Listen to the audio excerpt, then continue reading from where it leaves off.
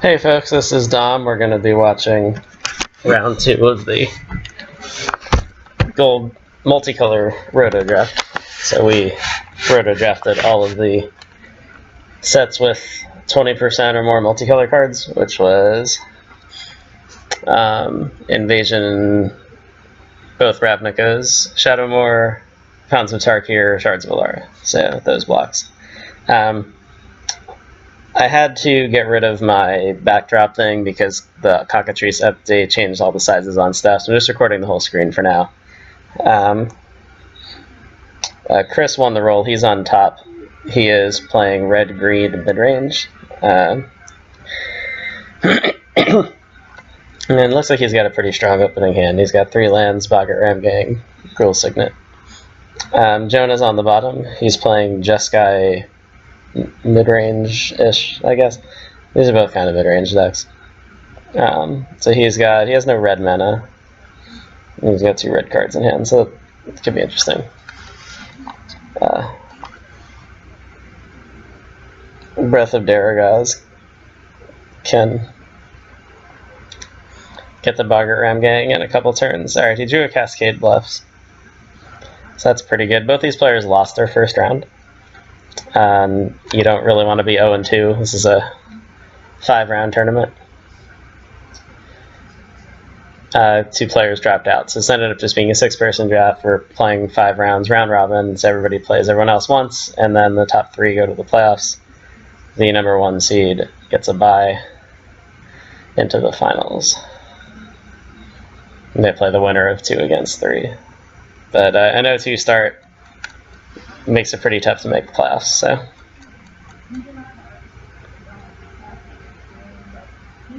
Alright, so Chris is, instead of the Boggart Ramgang, he's going to use his mana efficiently. He casts a Gore Clan Rampager. Jonah's draw for the turn is Secure the Wastes.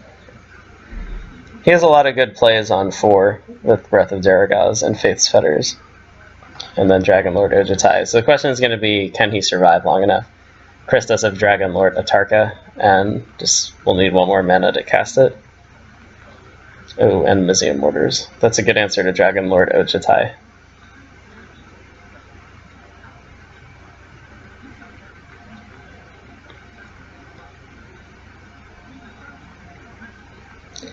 And here's a Boggart Ramgang and an attack for 7. Chris could secure the wastes for 2, but the Gore Clan Rampager has trample, so it may still be worth it, given he's got spells to cast for the next several turns. No, he's just going to take the 7.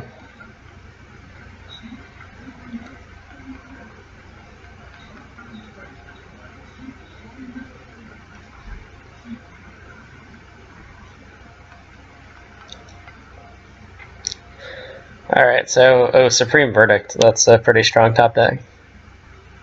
Although, I guess this Breath of Daragaz hits everything, right?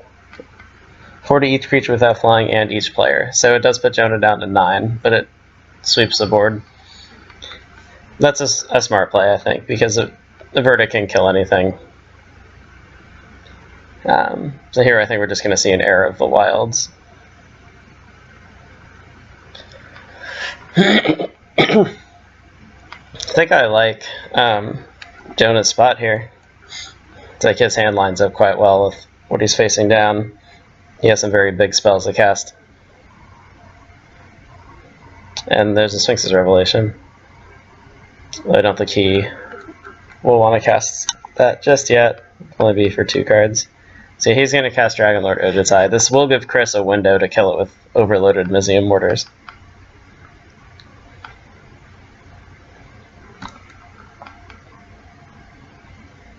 Alright, there's a 7th mana source, but Dragonlord Atarka can't target Ojutai, so. Oh, he could cast Dragonlord Atarka, and then he gets a Ferocious trigger on Era of the Wilds, but it's only +1/+1.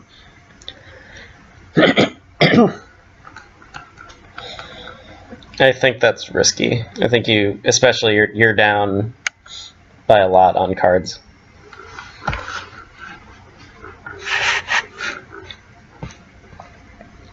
It's an interesting attack with Heir of the Wilds.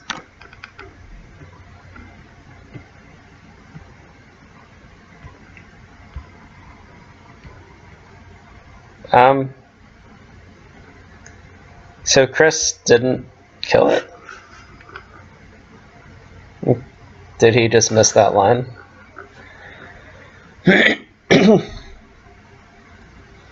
This might be about to get ugly. I mean, maybe he's waiting and hoping he can get Dragonlord Ojutai with the Atarka after he takes 5. He is at 16.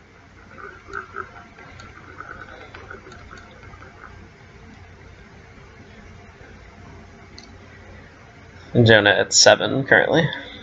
He does have a Sphinx's Revelation that he can use to gain 3. He can kill this with the Izzet Charm. He has a lot of options here. I feel like he should probably be able to navigate this game to a win. Alright, so he attacks with Dragonlord Ojutai. He's going to put Chris to 11. He gets to look at his top 3 cards.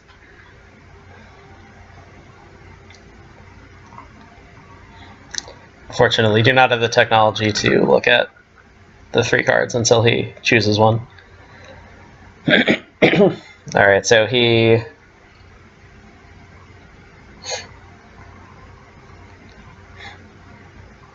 got a Niv Mizzet the Firemind. That's what he puts in his hand.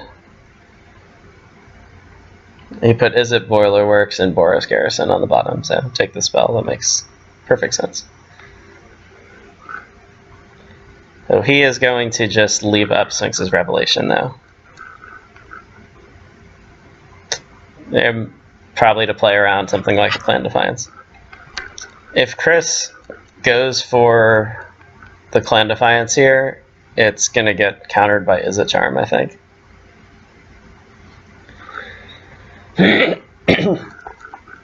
But if he goes for a Tarka, he'll resolve a Tarka. But he attacked with Heir of the Wilds first, which leads me to think he's not going to use a Tarka. Jonah could cast Secure the Wastes.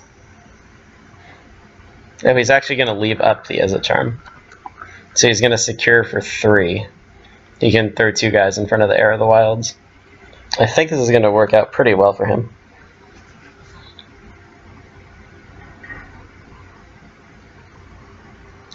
We'll see if Chris could just, now that Dragonlord Ojutai is tapped, he could just cast Mizium Mortars for 2 mana and leave the 1/1 warrior alive. Or he can just cast Dragonlord Atarka, which has to be appealing because he gets to deal 4 to Ojutai, 1 to the warrior.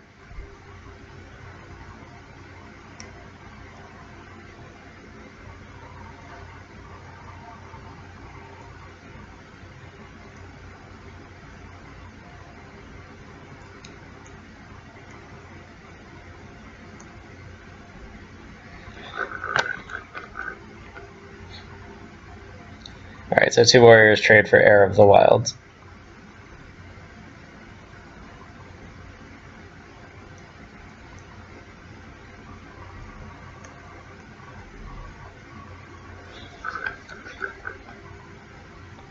Our players are having some connectivity issues. Usually we'll start a video call in Google Hangouts or Skype, since you really need to be communicating with your opponent on Cockatrice. So I feel like leaving up this Island Cascade Bluffs is pretty heavily telegraphing a counterspell here. So the players do have each other's deck lists, so if Chris can look and figure out that the card is probably as a charm, he will be able to know to play a Tarka. He could also Clan Defiance, in theory, for 4 to kill everything. 2, 3, 4, 5, 6, 7. Yeah, but then he'd only have 1 mana left. So let's see what he does here. So he's tapping 7. Alright, he is going to go for a Tarka. So he plays around the Izzet Charm. This is going to take out Ojutai and the Warrior.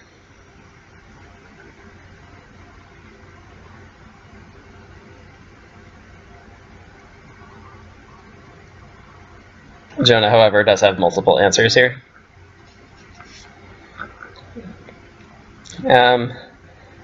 He could rev for 4, but I don't think you want to take 8 from a Tarka. So he's probably going to... I think he'll probably play Faith's Fetters here, gain 4 life. Hold up the Izzet Charm. Yeah.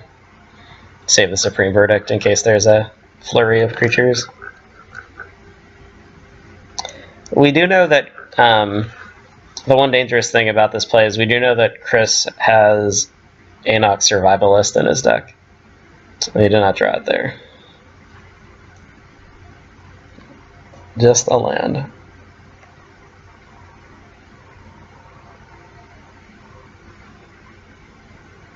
Steam Vents here for Jonah.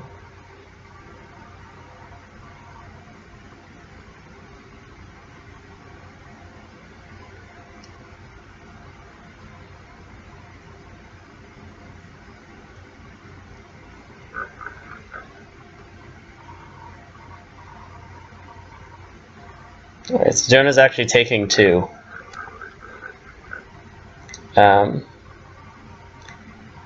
So he can cast Niv Mizzet and leave up Izzet Charm. Well, he's really playing hard around that Clan Defiance. Oh, this is going to be gross, actually. If he can keep Niv Mizzet in play. Alright, this is just going to be a 2-mana Mizium Mortars. I was going to say, if he could Sphinx's Revelation with Niv Mizzet in play, that would be pretty gross.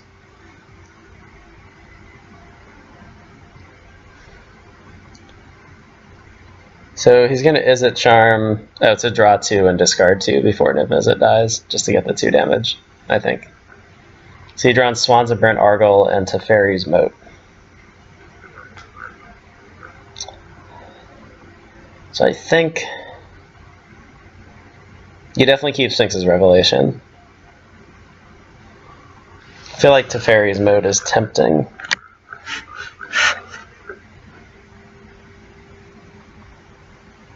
I'm not sure if I would play Swans here. Yeah, I think I'd discard Swans, and either the Moat or the Verdict are pretty close.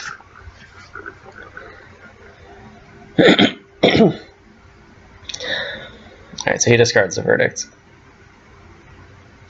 One of Chris's few flyers is already locked down, so I could see the Moat being pretty good here.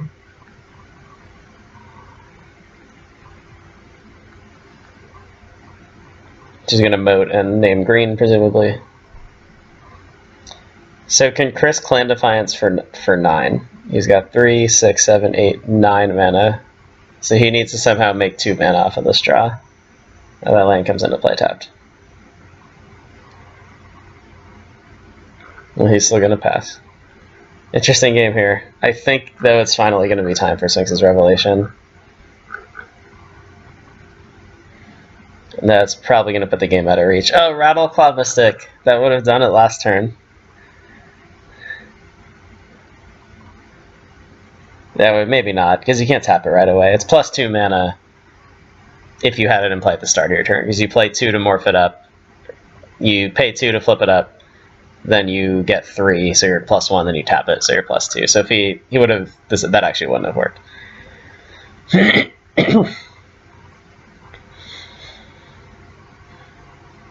Here is a Sphinx's Revelation.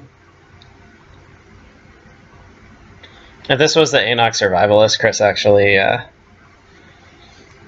could unlock the Atarka, but I think that's probably going to do it. So he gains 6 life, draws 6 cards. No, he's even got Boros Reckoner Kindle the Carnage.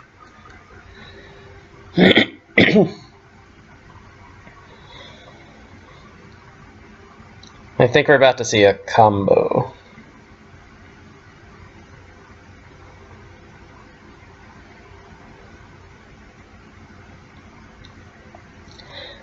Does he have... yeah, he can use the white mana to cast a Reckoner, and then use the Cascade Bluffs to cast Kindle the Carnage. I think this is going to be game here. Maybe not, because he's casting Monastery Mentor. I might be missing something.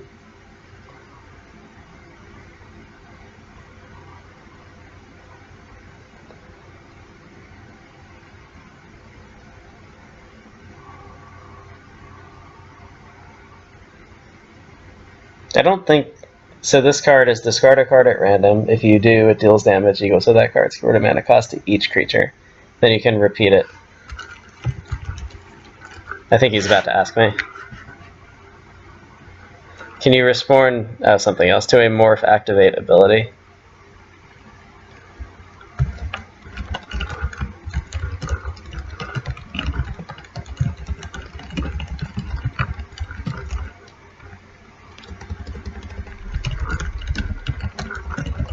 So you can't respond to a creature being morphed, but you can respond to the triggered ability from unmorphing it.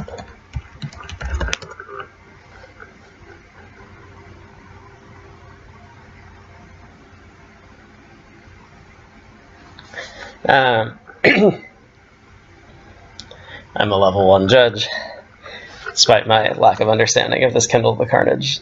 I'm gonna have to go look that one up. Here is Domri.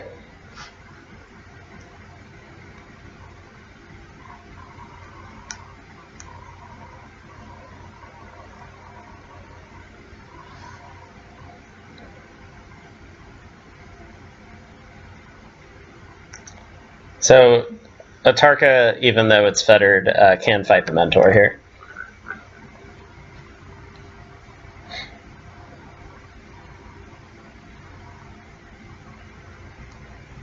Which I imagine is what's about to happen.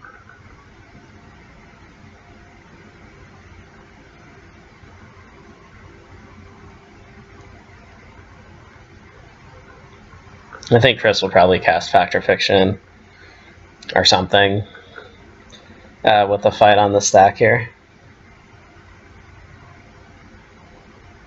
So he's going to Electrolyze in response. Make a Monk. Get a Prowess trigger. What's he going to target? And he still has Condemn and Fire Ice available.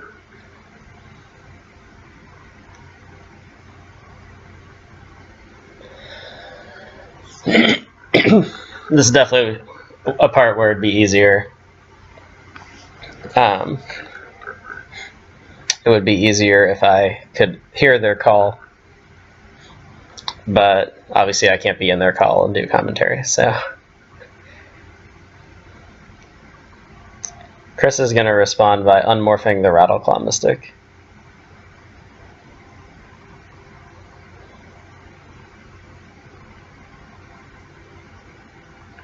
Then he's going to tap it.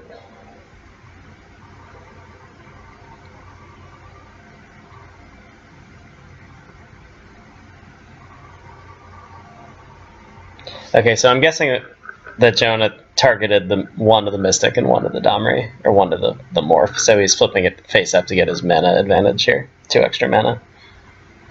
So I think Chris may pull the trigger on Clan Defiance.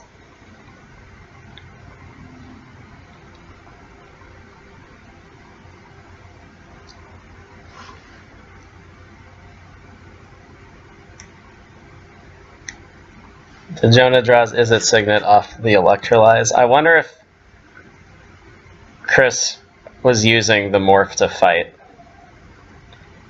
That's what it looks like, because if he'd used the Tarka to fight, this wouldn't have happened.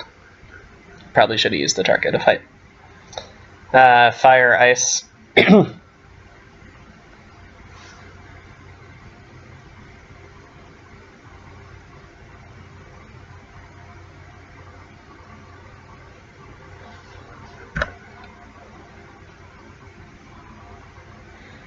Kills Domri. Okay, so what happened is he actually did 2 to the Morph. Because if it's Anok Survivalist, he'd have to deal 2 to it. Oh, and the Mentor did die, so he did fight with the Tarka. I'm sorry, that was very confusing. It's just hard to know because I can't tell what they're targeting.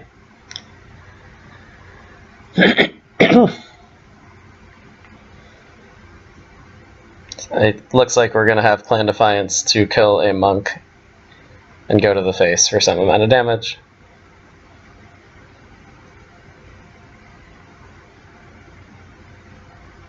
Seven damage.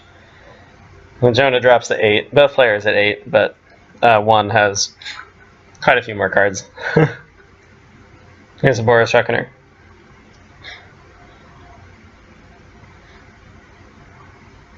And here's Kindle the Carnage. And that'll do it.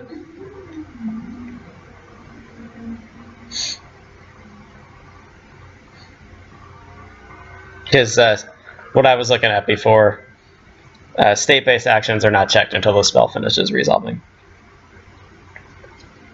So he can keep repeating it. The Boris Reckoner can keep taking damage even though it's already like taken lethal damage partway through the spell resolving. The spell still finishes resolving, so he just discards his whole hand. I have to go check the replay later. I thought he could have done this the previous turn, but maybe my math was off. So this is going to put Jonah up 1 game to 0. And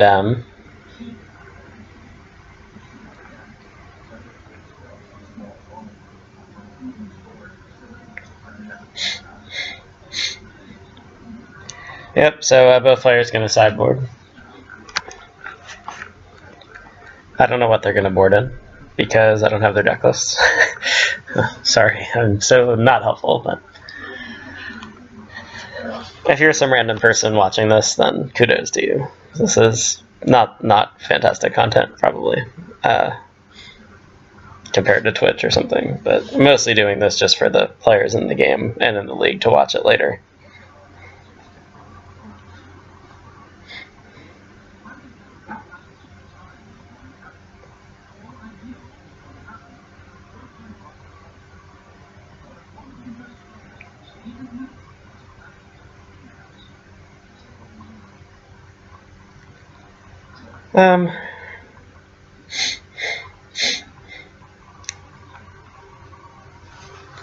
Yeah, I don't know. If I have time later, I'll edit this part out. But feel free to just skip forward to when the white screen goes away and the next game begins.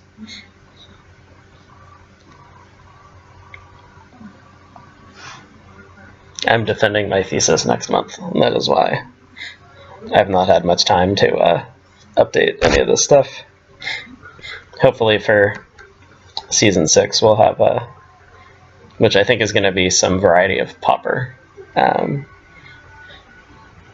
think we're going to I should be done with school and then have a lot more time to revamp this and hopefully make the channel real sweet. I kind of want to just turn it into a Roto channel because I stopped recording other videos more or less. And yeah, I don't know, seems like it would be sweet. There's really I feel like the Roto draft is underutilized. Most people I talk to don't even know what it is. And we've been having our Roto draft league for almost 2 years now, and it's pretty fun. It just requires a lot of patience. The draft process can take, and we give everybody 24 hours per pick. So there's 42 picks like in a regular booster draft, and then you get times 8 players. So it's over 200 days, theoretically. It doesn't take quite that long, but it still does end up taking, I don't know, probably half that many days on average.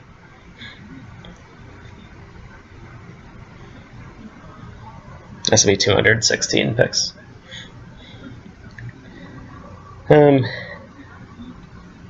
Halfway through the draft, you start taking 2 at a time, so it's really 42 times 6, more or less.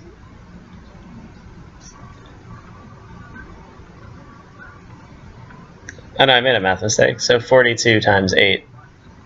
I know it's over 300 something. Yeah, okay. The more high-level engineering you do, the worse you get at basic math. It's a proven fact. Looks like Jonah's ready. Chris is still in the tank in the sad board. Yeah, so 4 times 8 is 32, plus another 16, so 336 picks. In reality, closer to like 250.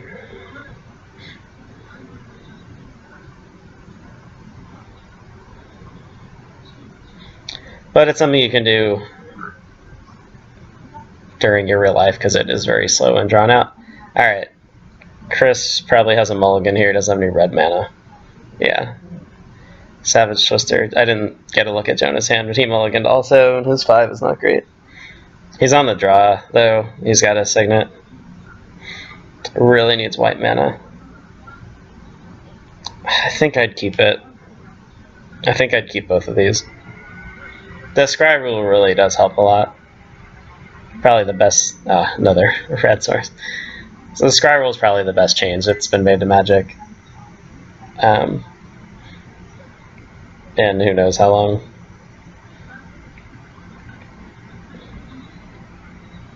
Yeah, so casting the Cascade Bluffs is pretty big there, actually, because he can filter this island into double red, so he could cast a Boros Reckoner next turn with that mountain. We're going to see Domri. Gonna +1 here.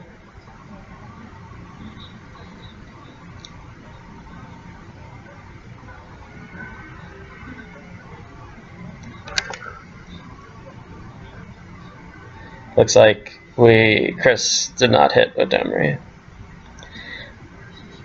So Boros Reckoner is going to come down. Red, red, red. Boros Reckoner was extremely good with Domri in Standard, by the way. I did that for a while. It was pretty sweet. Rule Signet. The Savage Twister can take out the Reckoner. I wonder if you want to do that before casting Sarkhan, because Sarkhan -4 or -3 to deal 4 damage he's not going to survive. Domri this time hits, he gets Rurik Thar the Unbowed. It seems strong in this matchup. A lot of non-creature spells on the other side. But Chris casts a Gruul Signet. Alright, there's the white mana. It does come into play tapped, but Jonah probably still happy to see Boros Garrison. Reckoner is going to attack Domri, presumably. So almost always attack the Planeswalker. Yeah. Alright, so he's going to bounce the island and pass. So he can't cast anything.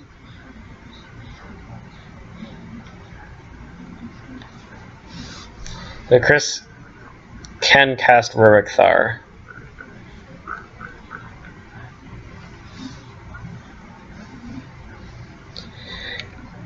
He could just Savage Twister the Reckoner, but it would cost him his Domri.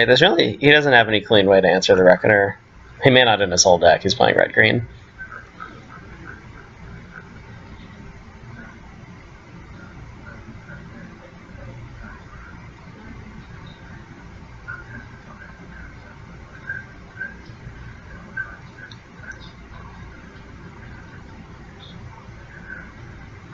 Alright, so 5 mana.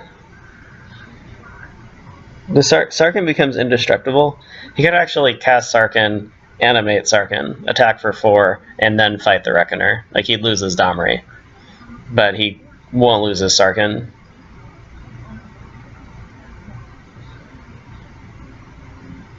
I think is how that works.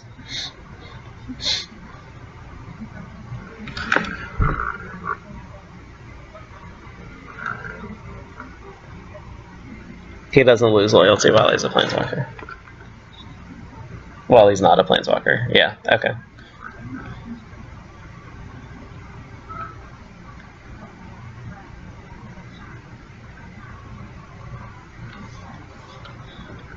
And Sarkhan's gonna get in there for 4.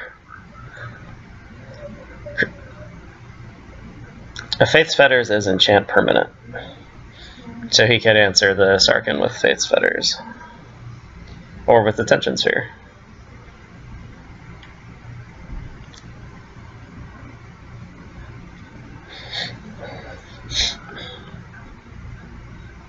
Looks like he's going to go with Fetters.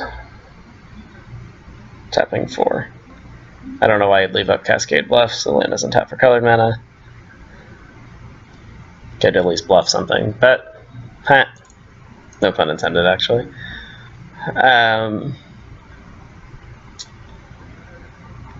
I wish they were intended. Like, I end up making bad jokes like this a lot, and then I don't realize till afterwards.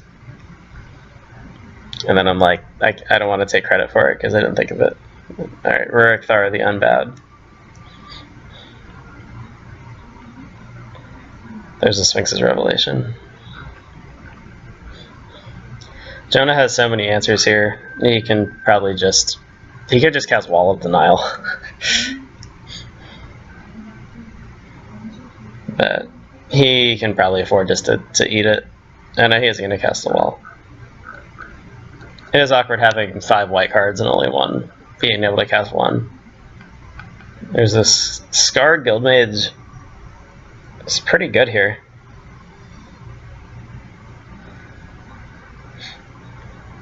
It's a good mana sink. You can get in with a land.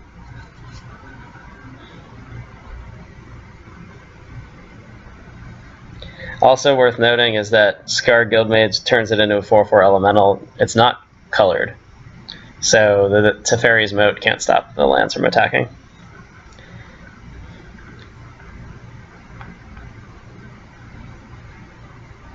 Alright, so Wall Denial blocks Rurik Thar, and then he gets across a second white mana is huge here. Teferi's Moat. He takes 6.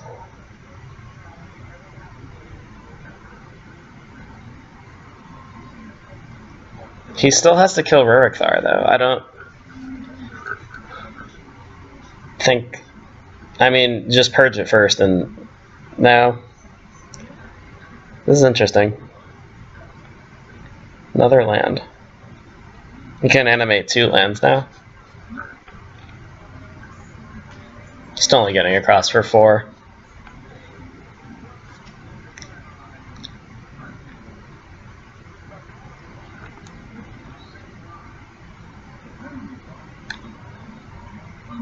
It's weird that it doesn't gain a color. Like, usually cards like Treetop Village or Celestial Colonnade or any of these like gain the colors needed to activate them, but it doesn't become a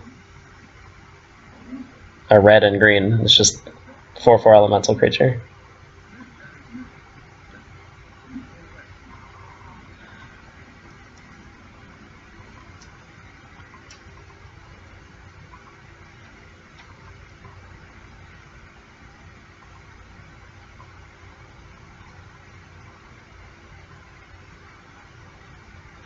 So Jonah is now down to 6 and he can't cast anything. I think Chris may win this game.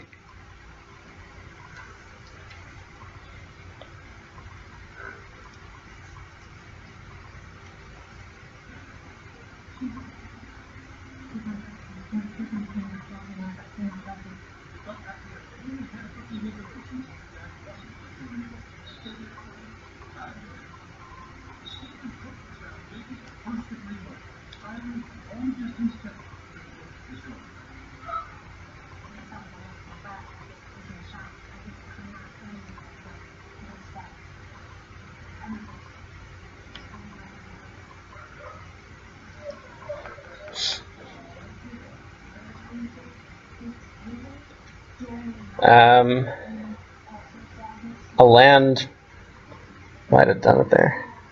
No, I guess he needs 4 at a time. Animate mountain. Animate forest. Or animate mountain. I think we're just done here. Like, Jonah can't play anything.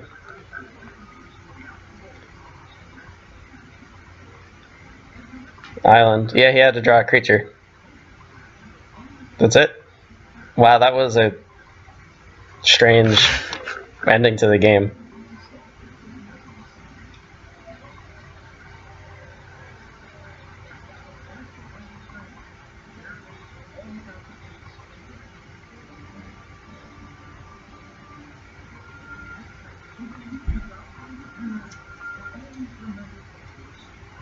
So we're going to game 3.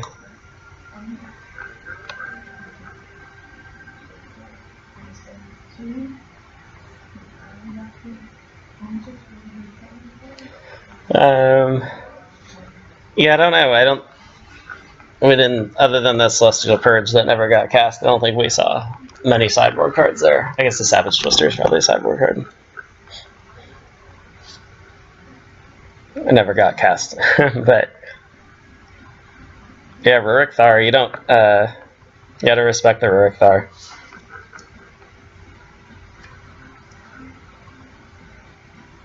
That's, card's legit. We're going to game 3, and Jonah's on the play. Jonah boarded in a card. Interesting.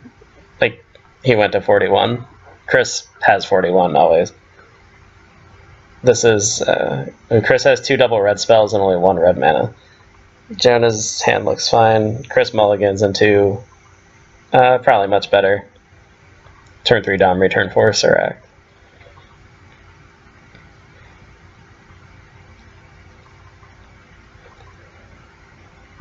Oh, and now he's got a turn 2 Signal the Clans. So, turns out pretty well.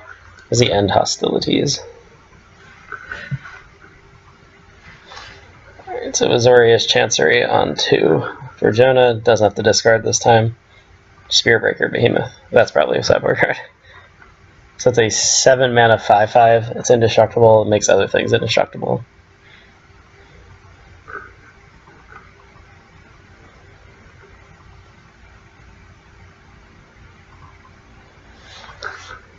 So it was interesting that Chris did not cast Signal the Clans, so he's waiting.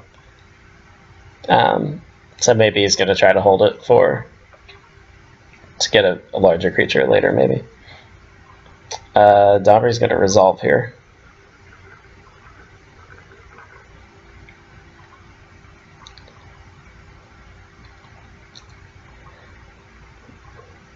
Jonah's land's noticeably pretty awkward here, as both the Chancery and the Boros Garrison come into play tapped. So he's going to secure for 2. If you can draw an untapped red source, which is probably a mountain or steam vents, I guess.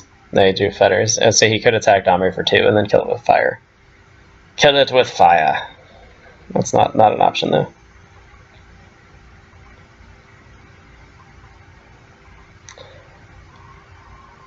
If Jonah ices the mountain on Chris's upkeep, that's actually going to set him back pretty far. See if he goes for that play. Upkeep. Looks like yep, he's going to do that. And up there's his red source.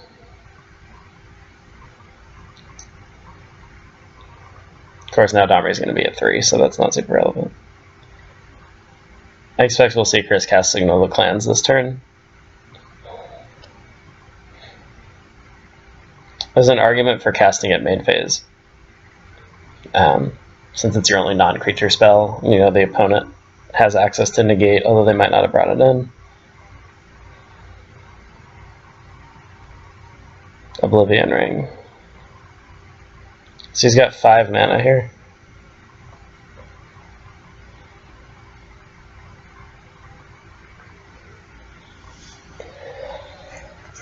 Could cast Fetters.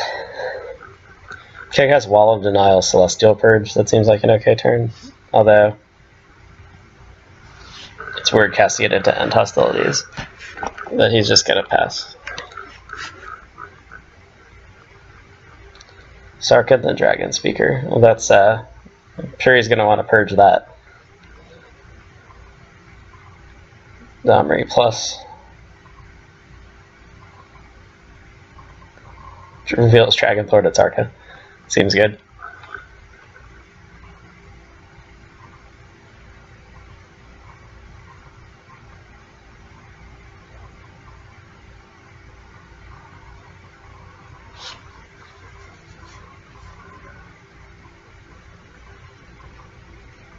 Alright, Sarkhan the Dragon Speaker.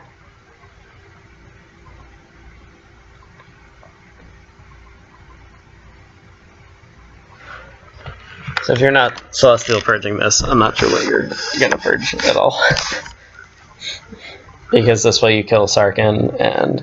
Oh, wow, Sarkhan actually minus to kill a warrior. Well, I don't know if I'd purge it now. Interesting.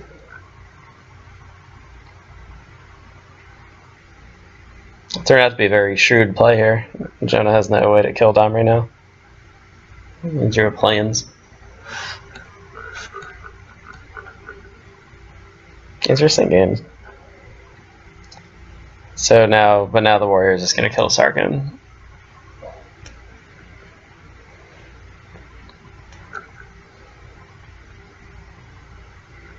And Domri's getting fettered. Jonah has so many answers still. I think I like his position. Woodfall premise.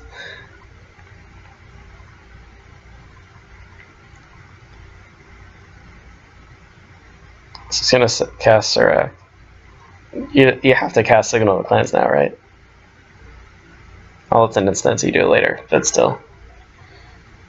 I think, what is this card doing in your deck if you're not casting it?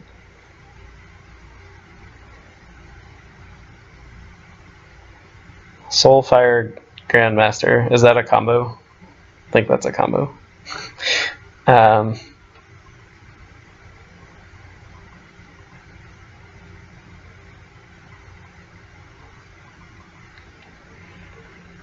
Could gain a bazillion life. You don't really need to when you're 24, though.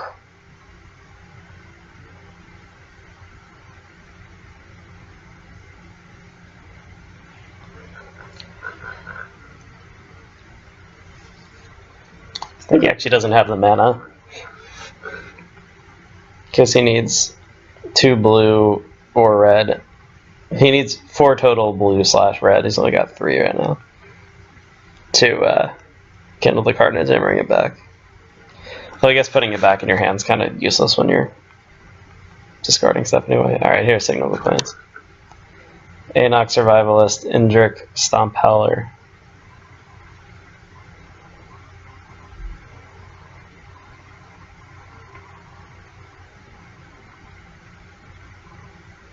Heroic Fire the Unbound.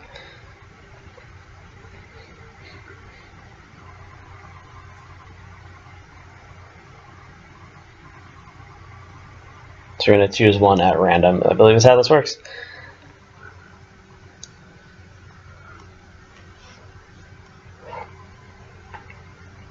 Things like the Survivalist, excuse me, goes to hand.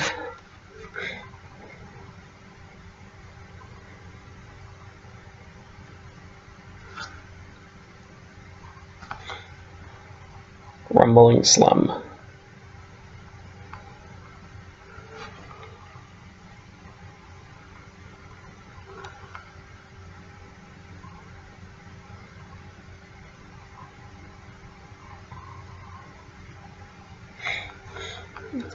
I wonder what that could be.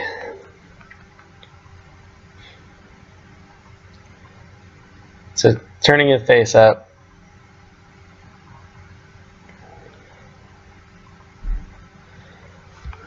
This also gives him a Formidable for Surak, so he gets to get his Domri raid up, but he doesn't. You're going to purge it in response. But yeah, so the Survivalist has haste now. Not a ton to be gained from attacking here.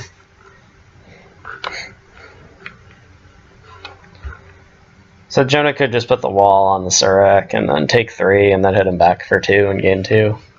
That's probably what I would do.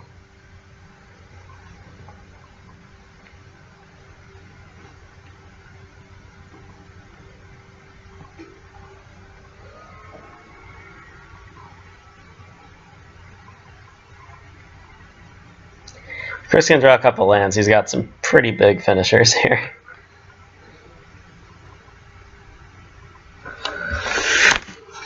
He managed to even out on cards. Playing's not really helpful for Jonah.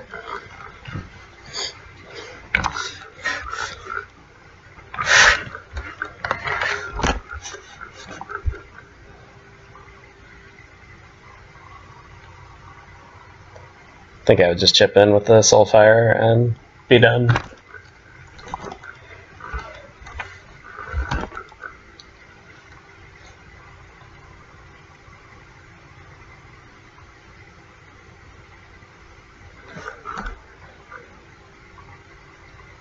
That's what he does, except a Boggart Ramgang. That is not particularly helpful. Although I guess it can, like, attack into the Wall of Denial, start putting -1/-1 counters on it, so that's the thing. I think you definitely would have preferred a land. Alright, so instead he's going to cast Rumbling Sum, give it haste.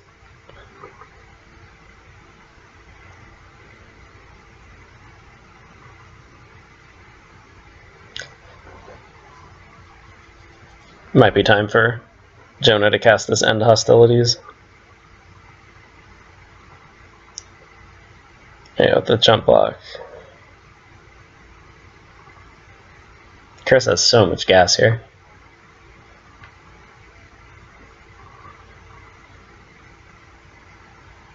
Jonah's getting flooded.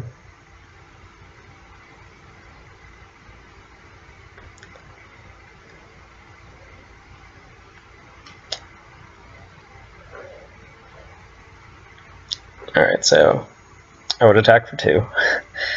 He could cast Kindle the Carnage. If he hits End Hostilities, he wipes the board, keeps his wall, keeps his Oblivion Ring, gains a bazillion life. It's tempting.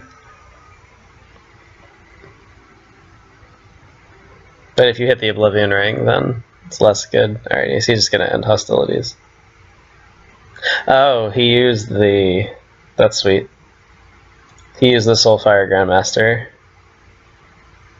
Yeah, the next time you cast any instant or sorcery spell. Alrighty, that's cool. Doesn't have to deal damage. Missing Mortar is the draw. So his hand is now 7, 7, 8, 6, basically. Jonah is just flooding pretty hard right now.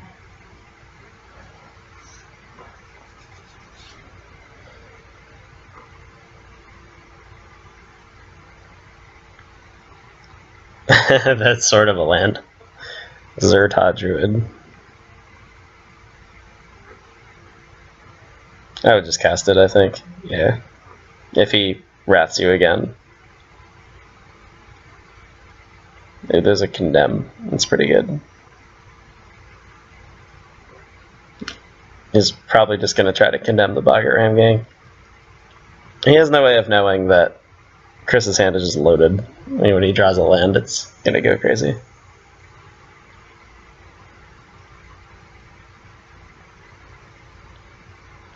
I hope he takes it. Alright, so he's going to cast Spearbreaker. Cannot get that one with End Hostilities.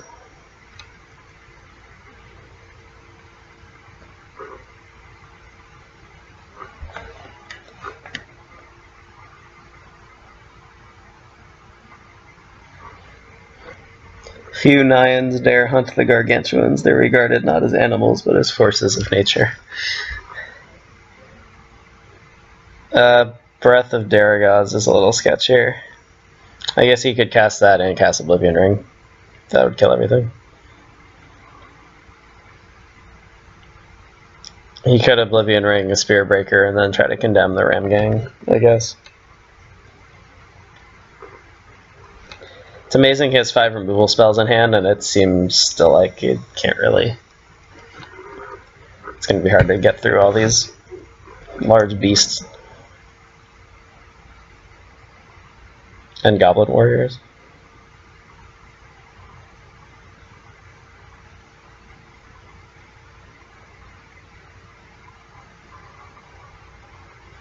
So he plays End Hostilities. I guess he's going to try to condemn the Spearbreaker. There's Firelit Thicket, so back to 7 mana again. There's really no urgency to cast any of these threats though, like Atarka gets no value, Stomp Howler gets no value.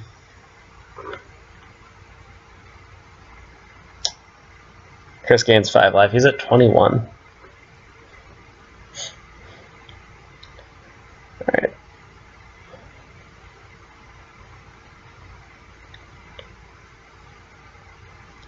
Alright, he's gonna cast, it says this is still an 8/8 flying trample creature. Oblivion Ring.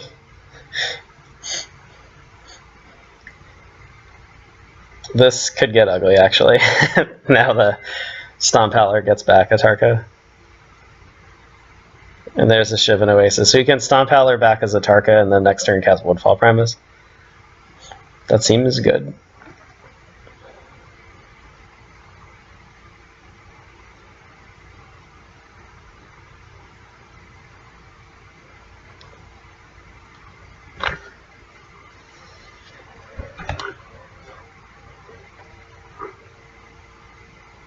Yeah, okay, Atarka only hits things your opponents control. Yeah, Jonah has drawn pretty bad. Really needed a threat of some kind. There's a pretty flooded stream.